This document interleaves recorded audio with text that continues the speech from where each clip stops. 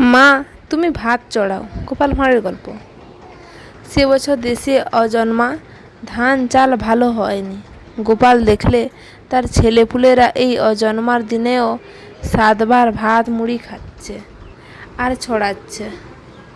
গোপাল তার বড় ছেলেটিকে ডেকে বললে, ওরে, আজ মহারাজের বাড়িতে সিন্নি হবে।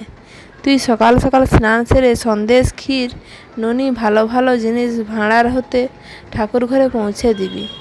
আজ আর তোর খাবারের দরকার হবে না।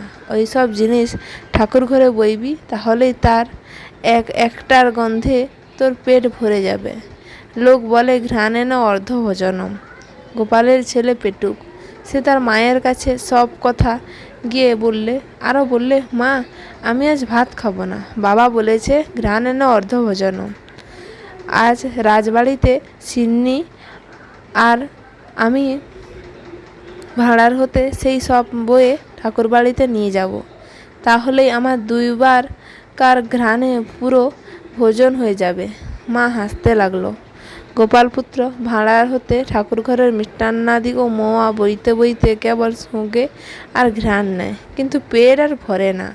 যত বেলা হতে লাগলো, খিদে পেটের নাড়ি ভুঁড়ি জ্বালা করতে লাগলো। দুপুর উত্তীর্ণ হলো। 1000 বার জিনিসপত্র বয়ে ভাঁড়ার হতে ঠাকুর ঘরে রেখে এলো, তবু আর খিদের নিবৃত্তি হয় না। তখন সে বাড়িতে ছুটে গিয়ে বলল, মা, মা, তুমি ভাত চড়াও, আমার খুব খিদে পেয়েছে। ধন্যবাদ ভিডিওটি শোনার জন্য।